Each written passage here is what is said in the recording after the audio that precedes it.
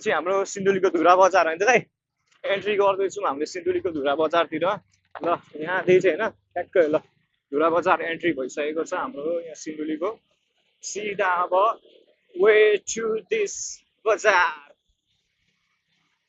है त ल धुरा बजार चाहिँ यही हो है त धुरा बजार अब यस्तै छ चट्ट लाएर धुरा बजार भित्र प्रवेश अब यो चाहिँ यहाँको अब यो के हो निकायले के गरे है दाइ ठाउँ ठाउँमा आउँछ सिन्धुलीको बजार चाहिँ हो है अलि ठुलो अब जानी मान्ने अरू पनि छ छन त उता उता तर यति लामो चाहिँ छैन छन त बजारै हो तर यो चाहिँ अलि लामो अलिकति अब भएको बजारमा नि यस्तो यो सडकहरू होइन दाइ अति नै भयो हामी चाहिँ सिन्धुलीभित्र प्रवेश हानिसकेको छौँ सिन्धुलीभित्र प्रवेश त अघि नै हानिसकेको चाहिँ बजारबाट अब यो धुरा बजार सकिएर अब ठ्याक्क बस पार्क आउँछ है त बस पार्कबाट हामी अब सिधै खाजा खान जाँदैछौँ खाजा खाने ठाउँतिर ल है त पुल आयो गुवाङ खोला पुल आइसकेको छ यो चाहिँ अब हाम्रो बस पार्क है त सिन्धुली बस पार्क चाहिँ हो सिन्धुली बस पार्कै हो Sindhuli bus park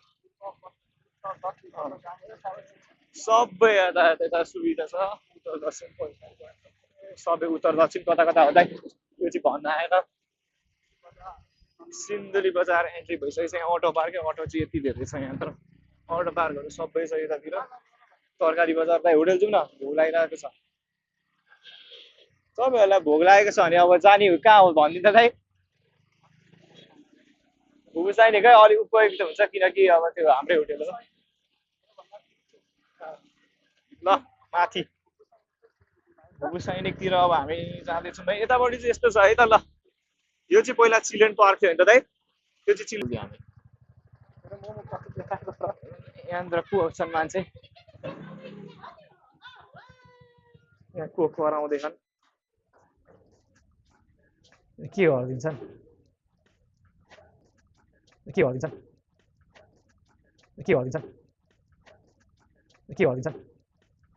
hello hi के छ तपाईँले बोले सुन्दैन नि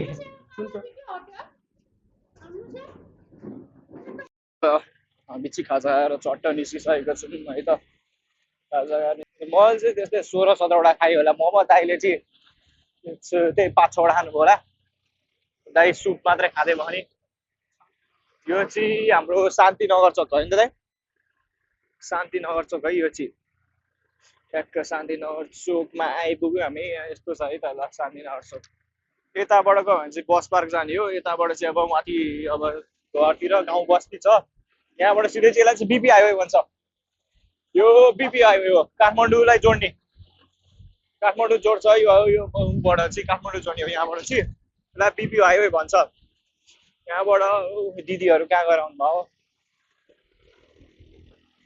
अहिलेको अलि भाइरल सिन्धुलीमा चाहिँ जिगु होइन त दाइ जिगुहरू के पनि छ है यतातिर हाम्रो ट्राफिक दाइहरू भर्खर आउनु भएको छ कामतिर के गरेर ल है त ल ल ल अब चाहिँ हामी है त जिगु चाहिँ यहाँ चाहिँ हाम्रो पर्पल पनि छ पर्पल जिगु सबै यतातिर ल पेट्रोल पम्प गर्दैछ अहिले चाहिँ हामी चाहिँ ठ्याक्कै अब के अरे चियाबारी हुँदै हाम्रो गन्तव्य चाहिँ सेल्फी डाँडासम्मको रहेको छ हामी सेल्फी डाँडा जाँदैछौँ यो चियाबारी जाने हिरापानीको छेउमा हो त्यसपछि हामी लाग्यौँ उकालो चढ्दै सेल्फी डाँडाकोतिर यहाँ चाहिँ पिपल भन्ने भने अलिक तलतिरै हो है यहाँ चाहिँ अब सिन्धुलीको त्यो नागबेली बाटो भन्छ नि यही बाटो हो भ्युज पनि राम्रो छ एकदमै राम्रो भ्यूहरू छ है यसमा चाहिँ क्लियर छ रोड पनि अनि गाडी पनि कम्ती हिँडेको कारण चाहिँ भिडियो बनाउन पनि मजा आइरहेको छ एकदमै दामी छ यहाँनिर चाहिँ यो चाहिँ एकदम टर्निङ छ टर्निङ चाहिँ एकदमै धेरै छ यो चाहिँ हाम्रो टर्निङ सर्ट कस्तो लाग्यो है त्यसपछि चाहिँ मेरो भाइले चाहिँ अब भिडियो गर्दैछ पुरा त्यो ड्रोन सट हानेर हातमा समातेर ड्रोन सट खतरा हान्दैछ ड्रोन सट अनि हाम्रो स्कुटर पुरानो भए पनि कुद्ने छ स्कुटर यो टक्क चाहिँ एकदमै दामी रहेछ स्कुटर पनि बवाल कुद्दैछ। हाम्रो गन्तव्य हामी मास्तिर लाग्दैछौँ मास्तिर जाँदैछौँ। राम्रो छ भनौँ न। त्यसपछि चाहिँ यो हाम्रो भ्यू माथि पर्दा चाहिँ यस्तो तल जस्तो दामी देखिन्छ आकाश। अब त्यसपछि चाहिँ पानी पर्ला जस्तो मौसम भइरहेको थियो। त्यही पनि हामी अब यो ठ्याक्कै पिपल भन्ज्याङबाट मास्तिर लाग्दैछौँ। अहिले चाहिँ पिपल भन्ज्याङतिर हो यो। पिपल भन्ज्याङबाट अब सेल्फी डाँडातिर लाग्दैछौँ। अहिले चाहिँ गढी डाँडा भन्दैछ। पहिला चाहिँ हामी सेल्फी डाँडा भन्थ्यौँ, अहिले चाहिँ गढी डाँडा भन्दैछ। यसको मौसमको भरि नै हुन्छ। तल पानी परिरहन्छ, माथि घाम लागिरहन्छ, माथि पानी परिरहन्छ, तल घाम लागिरहन्छ। एकदमै सिन्धुलीको मौसमको चाहिँ भरै नहुने एकदम। कहिले पानी पर्दा हुन्छ, कहिले के है एकदमै रमाइलो भइरहेछ।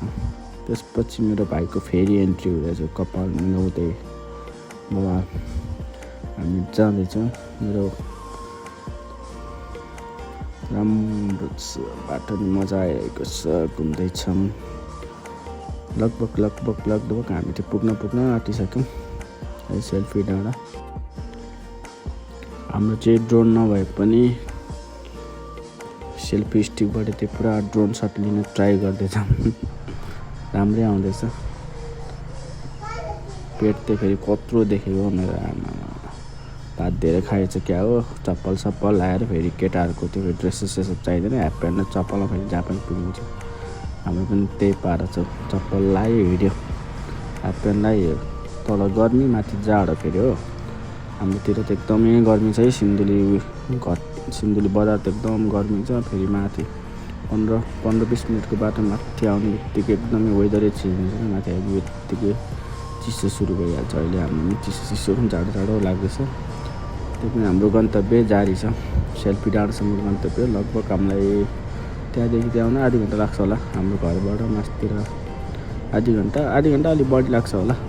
त्यति टाइम त अन्दाज गरेको छैन, तर त्यति नै लाग्छ जस्तो लाग्छ हामीलाई चाहिँ। ठिकै छ। यहाँबाट चाहिँ हामी खै के कुरा गरौँ, भोइस नै रेकर्ड भएन छ कि त्यही भएर के कुरा गर्नु थाहा भएन। तर हाम्रो गन्तव्य सेल्फी डाँडासम्मको रहेको छ, जुन चाहिँ अहिले गढी डाँडा भनेर प्रख्यात छ। रमाइलो छ गढी डाँडा।